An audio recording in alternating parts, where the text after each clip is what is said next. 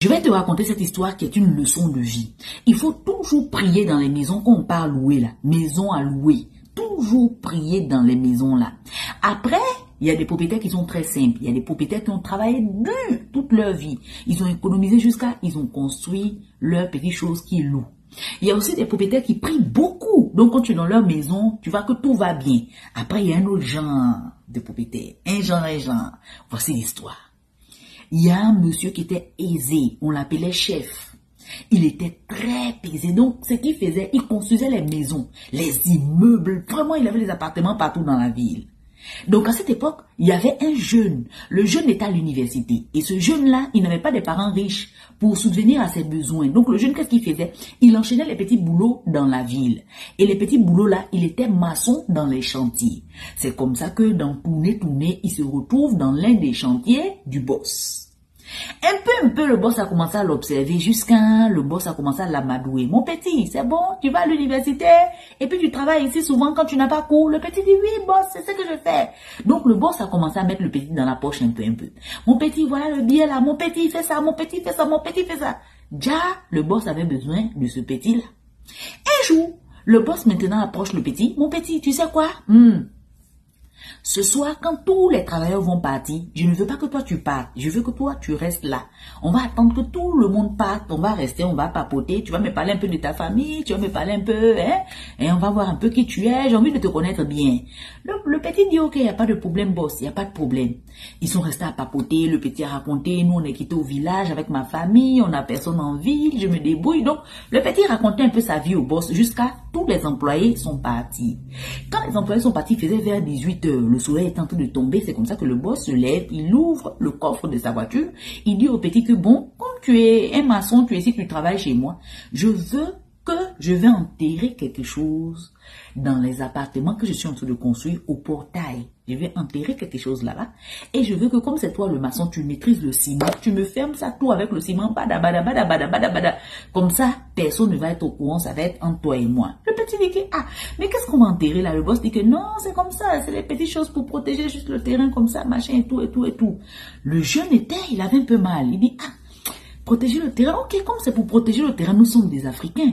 Si c'est pour protéger le terrain et tout, il n'y a pas de problème. Mais le petit ne se doutait de rien.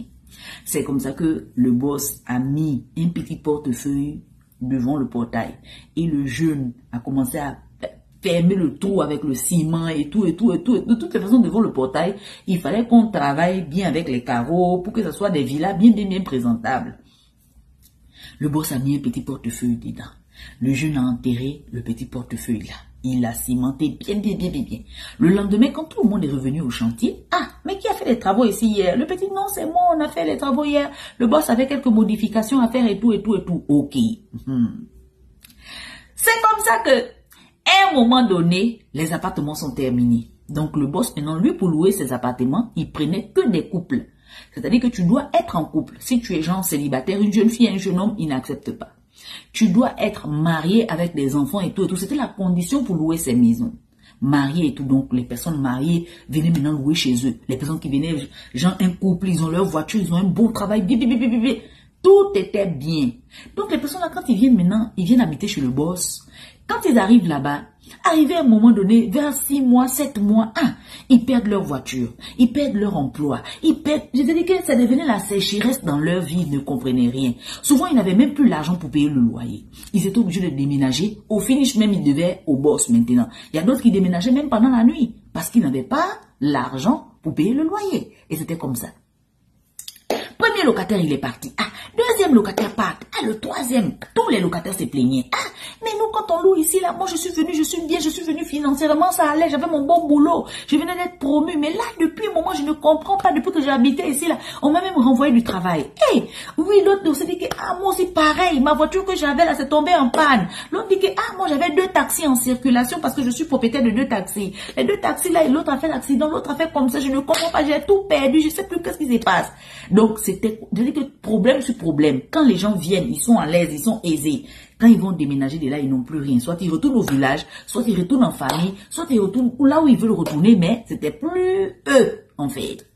Les années sont passées. Jusqu'à un jour, ce jeune maçon-là, qui travaillait maçon, il a commencé à avoir le travail. Et c'est quelqu'un qui priait beaucoup. Un jour, quand il part à l'église, son pasteur commence à prêcher vers ces choses-là. Que faites attention, si vous avez peut-être dû faire quelque chose. Donc, il se sentait bizarre. Mais à chaque fois, dans le coin de sa tête, il se posait toujours la question que, mais ça, c'est quel portefeuille qu'on a enterré là-bas? Ça, c'est quel portefeuille que j'avais enterré à l'époque là? Tu sais, quand tu fais quelque chose, toujours tu as quelque chose qui te dit qu'à l'époque, j'avais fait ça. Donc le jeune là pensait comme ça. Un jour, le jeune décide maintenant de retourner là où eux, ils avaient construit pour le boss. Ils retournent et puis ils ont vu les voisins dehors. Ils demandent aux voisins que tout va bien ici, là, et tout se passe bien, c'est des appartements à louer et tout, c'est bien, il y a encore des appartements à louer ici. Donc il faisait comme s'il voulait louer. Manque de peau, il est tombé sur une locatrice papato, une locatrice qui parle beaucoup. La locatrice a dit que, mon frère, même nous là, on essaie de déménager, on ne comprend pas l'appartement d'ici là. Quand tu viens ici là, que tu es aisé, tu ressors là, tu es dépouillé. On ne sait pas où ton argent part. Tu travailles l'argent. Tu ne vois pas où l'argent là part. Tu dépenses l'argent. Même quand tu viens que tu es un peu aisé et tout, quand tu ressors que là, c'est chéresse. Tous les locataires, aucun locataire ne fait un an ici. Aucun locataire n'a jamais fait un an ici. Les voisins nous disent que ça rentre, ça sort, ça rentre, ça sort, ça rentre, ça sort. On dirait l'hôtel. Les gens ne restent pas. Les voisins qui sont à côté là nous ont dit ça. Qu'il n'y a personne qui reste. On ne comprend pas dans la maison là qu'est-ce qui s'y passe. Le jeune dit que, si c'est comme ça là, moi, j'avais travaillé ici pour le boss. Et on avait enterré un petit porte-monnaie ici. Porte-monnaie! Et il y avait un pasteur qui habitait juste en face. Le pasteur dit que, si vous avez enterré le porte-monnaie, porte-monnaie c'est quoi? C'est les finances. Donc ça veut dire que le boss, c'est ce qu'il récupère maintenant, vos finances que vous allez travailler, toute la puissance que vous allez travailler, votre chance, tout. Il récupère tout ça. Allons-y là-bas. C'est où que vous avez enterré ça? C'est où? Le jeune dit que non, c'est là devant le portail. On va creuser. Donc, les anciens locataires qui habitaient là, qui ont déménagé là, ceux qui sont là, qui ont leur numéro, ils ont appelé les autres qui ont déménagé. Que venez, il y a une lourde histoire ici, là, le boss, avant d'enterrer le portefeuille. Le pasteur qui est en face dit que c'est notre chance qu'il a appris. Vous connaissez où? Si c'était faux, ou bien si c'était vrai. Est-ce que moi je connais? Je ne connais pas où. Je ne peux pas t'affirmer que c'était vrai. Souvent, tu es là.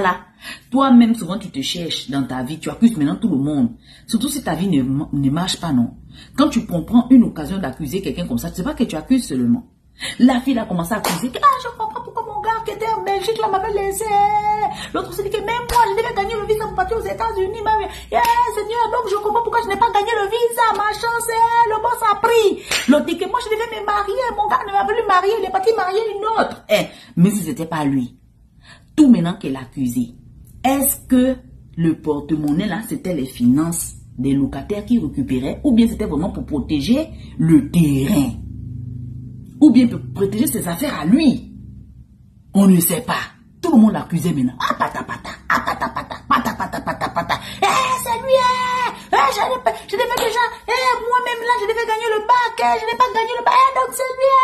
Donc même si la fille là n'avait pas étudié l'année là, elle partait seulement en boîte de nuit. Comme elle a échoué, quand on dit que c'est lui, maintenant tout, on verse maintenant tout sur lui. C'est lui, ça connaît lui, mais ça connaît la maison là. On ne saura jamais. Qu'est-ce qui s'est passé là-bas? Est-ce que le porte-monnaie, c'est une protection pour lui-même, ses affaires, ses choses, tout, ou bien est-ce que c'est ce que nous on pense là qui est ça? À toi de renchérir, à toi la parole.